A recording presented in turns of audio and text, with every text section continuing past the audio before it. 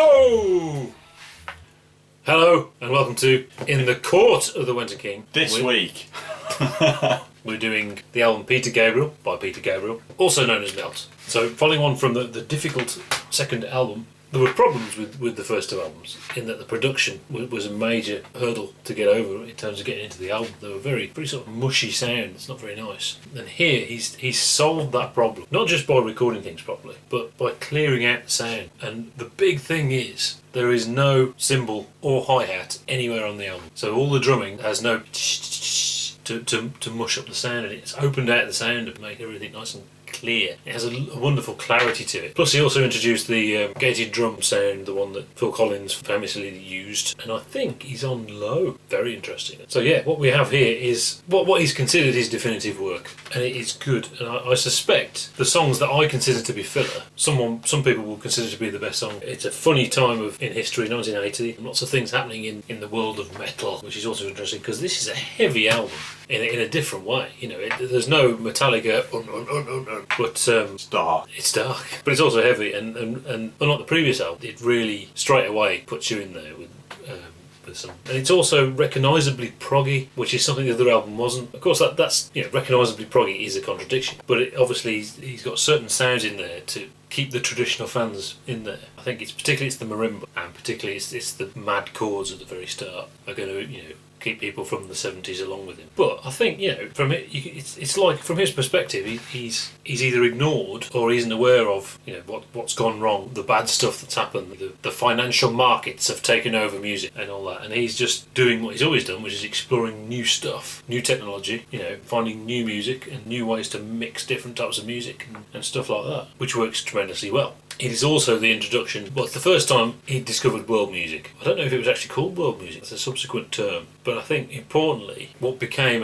quite a cheesy stereotype. Here, he's using the rhythmic energy of it in a very dark, heavy way. It's not like the later stuff. He's using the best of each type of music, really. So it's in a sense cutting edge, which is really cool. Immediately I feel an improvement. Now there are people who think number 2 is his definitive album, and I think you're one of them, Kev. I don't think you're alone, but it's quite a narrow band, so Gabriel fan. I can see why this is considered his definitive album, because it sounds good and it sounds creative from the outset. I actually felt that where he was struggling in the first two, despite having is Fripp involved in this one? He is still there, but he's not producing. Okay, despite having Fripp involved, there was a creativity issue. He was struggling to find his creative mojo. I can only surmise why that happened. I suspect that in Genesis, the constraints actually fueled his creativity, maybe. The narrow band of stuff he had to write lyrics for and the music for actually helped him along with his creative. Suddenly he was given this big massive blank canvas, basically, do what you want. Oh my god, what am I going to do? That's the only thing I can think was happening, and finally he's found his mojo again, and we're seeing lots of cool dark, everyone refers to them as dark songs. I think heavy. I call the second album dark, but I call this one heavy. It is a heavy album. I think there's a tendency, because a lot of the songs are about the other, about sort of out-group people, and there is a tendency to label that as looking at darkness. Okay. The not normal are, because you're looking at that kind of thing, he's trying to do that musically as well as lyrically, it's seen as dark. I don't think it's actually dark, I just think it's different, and that fuels the proggy sound, because it sounds different. The trope of prog is that it's just not traditional rock. You look for new ways of producing music. It's progressive, and this is definitely progressive. So on that front, I like this album. On first listen, you immediately get the sense that this is different to Peter Gabriel 1 and Peter Gabriel 2, in the sense that it's very, very... It's almost... He knows what he's going for here, whereas 1 and 2 feels a bit more like a collection of a song. Very, very focused, yeah. And the first song really emphasises that. Yeah, with the exception of one song, which we'll go through, which I don't think should be on here, but there we go. So yeah, good stuff. Well done, Peter Gabriel. Join us next week. I have to say, the clarity of the sound, the removal of hi-hats and cymbals means, although Fripp is still on there, and there are some great Fripp sounds on there, he's taken a step back. He isn't on all the songs, but the real star of the show on all subsequent Peter Gabriel albums from this point, he discovered, as much as the vocals is Tony Levin's bass, as much as the vocals is the sound of the album, and you don't always realise until you put it on and you think about it. The sound of that song is the sound of the bass, which is fantastic. So they're Gabriel Levin albums, really. Even Sledgehammer. You think about Sledgehammer, everyone knows Sledgehammer, everyone knows the sound of it. That's the sound of Tony Levin's bass. It's quite warm in here, Kev. It's making me drowsy. And I've had the heating on. Are we going to say Atlantic passed on this record and they're wounded? Yeah, I mean, it's interesting, isn't it? That Atlantic were perfectly happy with the first two, heard this and thought that's way too left field, we're not releasing that. And of course, he got himself into financial trouble at the end of the Peter Gabriel 2 period. He just wasn't successful enough. But this was a massive hit with a big hit single, and he was back. It just shows, the way the record companies were going at that point. They were looking for... They were very frightened of anything unusual at all. Song number 1. Intruder. Brilliant. I think this is fantastic. This is a fantastic album opener. It's one of his best songs. Obviously, that intro that's obviously played by Phil. Apparently, we made Phil play that and play that for hours and hours and hours, and he constructed the song around it. But those heavy chords when it comes in, the discordant stuff. As soon as that comes on, you think, yes, I like this. This is correct. Which I think is absolutely intentional. Certainly, the classic fans are going to be worried about he might go commercial there, which he had in a way. But he's also doing different stuff. And I like the lyrics. I like the fact that he is the intruder in the end. It would have been great to see that live. Apparently, they started the show with basically men in black come from the back of the theatre, and they're all shining lights around with just the drums going. And then the men in black get on stage, get their instruments, and start playing the song. Which just sounds pretty great. cool, man. Yeah. It's the discordant stuff at the beginning is good because you say, okay, this is different. It's sort of like a more what you'd expect Peter Gabriel, but the beat that Phil Collins is playing is quite straight, quite normal. Tremendously. And that gives it an incredibly accessible sensibility, which anyone can listen to. Yeah. And that's the real strength of this song. Anyone can listen to this, but it is interesting and progressive at the same time. And this is what's going to make the album work, essentially, because he can appeal to all bases. Exactly, yeah. Yeah. Very, very clever. I love it as well. I mean, I love the discordant stuff. There's a xylophone solo in there, which is marimba. Is it marimba? Marimba. Which is kind of unusual. Nice. It's good. A wonderfully sinister bit at the end where he starts whistling. Yeah. And it just underlines that sense of otherness that I'm on about. This is about a guy who sneaks into houses and gets a thrill out of it. So I like it, which is a very weird and wonderful and Peter Gabriel-esque thing to sing a song about. We are in 1980 here, and if you were going through the albums and you got to 1980, you would expect maybe the sound's going to change a bit. At some point he's going to go digital and it's going to go all tinny. There'll be very 80s-y accessible songs, and of course that didn't happen until quite a bit later. But what really emphasises that is that when he did do that, he had to rearrange these songs for a more mainstream audience, and there's a later version of Intruder which is faster and in a different key, so he can sing it normally rather than sort of raspy, scary vocals, which is good as well, actually, and interesting if you already know the song to hear a different version of it. Mm-hmm. But there's a few like that on it, which is interesting. I think there are a couple of moments on this album which are a bit 80s-ish, or notably 80s-ish, but not many. It's almost like this is a bit of a trendsetter, maybe. I think that's what it is. And there are recognisable things in there that it's like when you first hear them you think, ugh, I remember that, but actually then it was a new thing, and he's exploring these new exciting things before it had become banalified. Yeah, a standard 80s trope. Track 2? Track 2, no self-control. Yeah, love this one as well. I love that there's the marimba opening, and again, it's really heavy. You don't realise it's so heavy because of the way it's presented, obviously. I mean, you don't have marimba on a heavy song, but there's some heavy chords in there. If you just work them out, yeah. And again, the later version was different, and it's sort of like the quiet bit is like a lounge version, which works okay as well because you get the heaviness as well. But yeah, another really good song. Yeah. I don't know how to stop. It's a strange subject for a single, and this was a single of the album. Yeah. When you listen to the song, you can kind of understand why it was a single, because it's quite catchy and the lyrics are quite clear. But yeah, good song, more marimba. Track 3. An instrumental called Start, because I don't know how to stop, and the next song's called Start. Quite like that. What you really think here with the instrumentals is Bowie. But I have to say, I think this is a better album than Low War Heroes, personally. But that's got to be an influence. It's got to be what he must be thinking in those terms of the way Bowie sort of threw away what he was doing before and did something different. Yeah, I kind of compare Peter Gabriel and David Bowie because they both have very artistic sensibilities.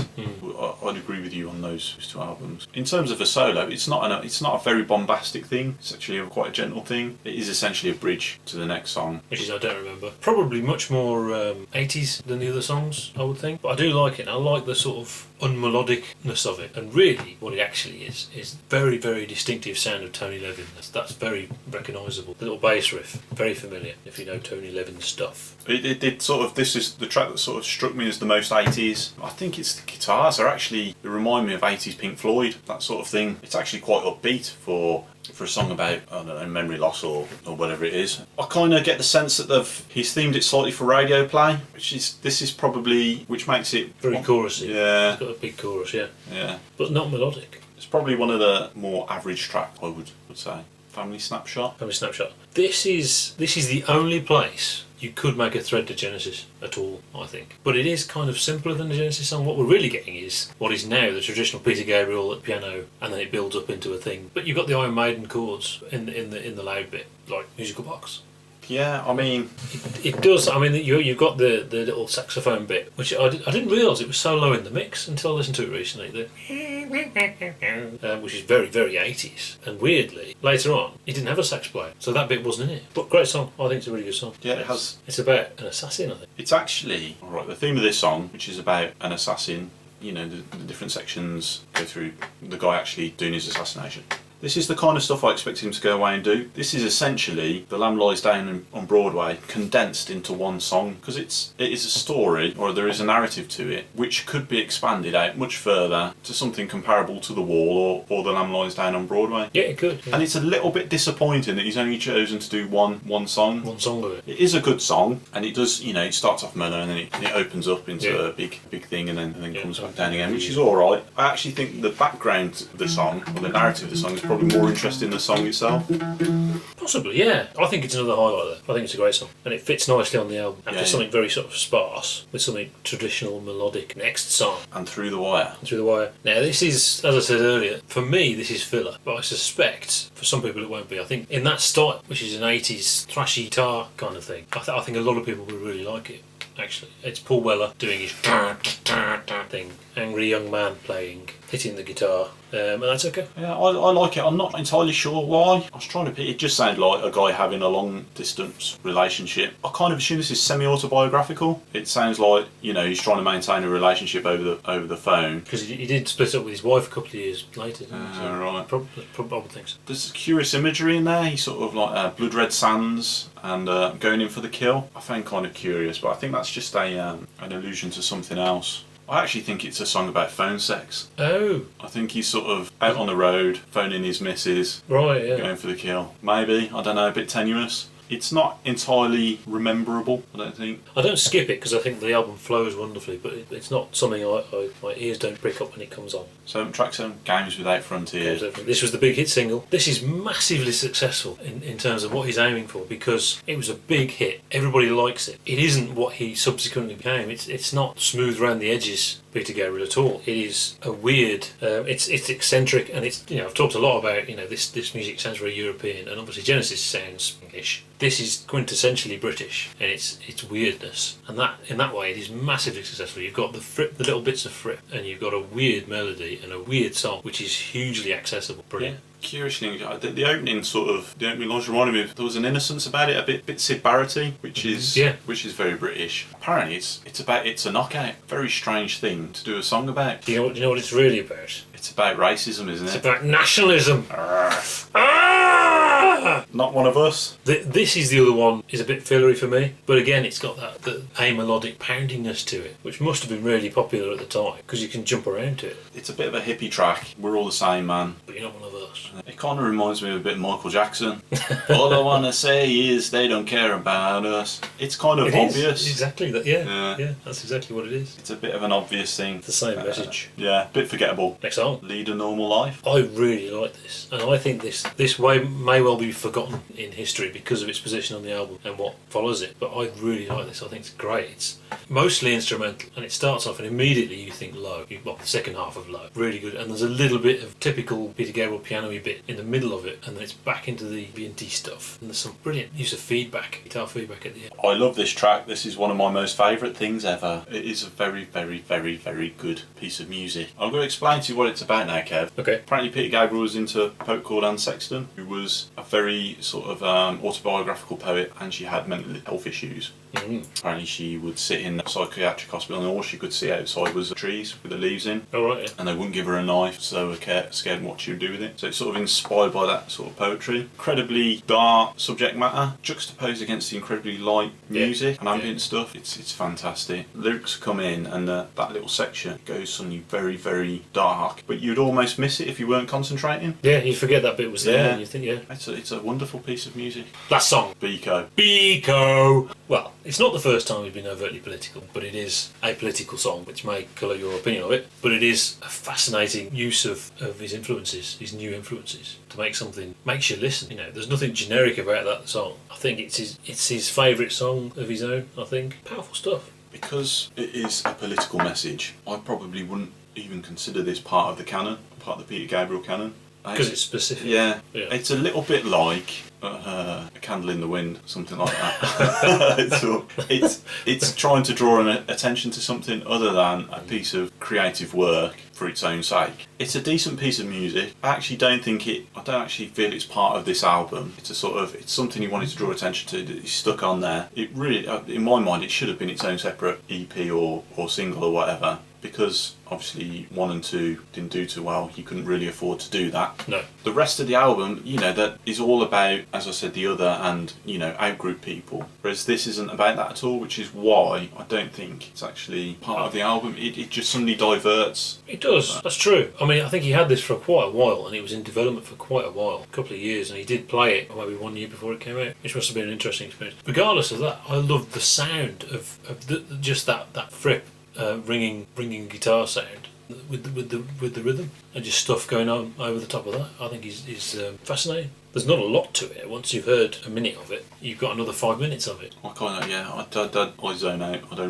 I feel that the album's over at this point. And it's not a bad song, but it's not in keeping with the rest of the album. I'll tell you what, when I saw this live, interestingly, the 2003 tour he did, there were no songs played from second or third album. But when I went to see him, and you could actually go afterwards and buy the concert they'd just played, which was pretty cool. They closed with Biko, and the big thing over the years was that Peter Gabriel sings it, and then he just leaves the stage, and the audience have to carry on singing it, which obviously in the 80s would have meant something. Of course, in Birmingham, it was very quiet. There's not much going on. It just sort of that's the end of the concert. The rubbish couldn't be asked. But there's also Sledgehammer on the DVD of the previous tour. I think it was South America. They've got the audience singing da da da da da da, and then they're waiting for the song to start. This is brilliant because for whatever reason how it's recorded, you can hear one guy in the audience going da da da da da da, and there's one person doing it. Nobody else is doing it. It's quite difficult to review the song because if you don't like it, it could be taken as a political statement that you don't support the politics behind it, which is problematic, obviously, because then you have to like it. If I make a song, if you like it, are you endorsing that political? Yeah. If I make a song now, racism is bad. And if you didn't like that, then you're a racist. You're a racist. Yeah. So what's Biko about? It's about apartheid. Apartheid!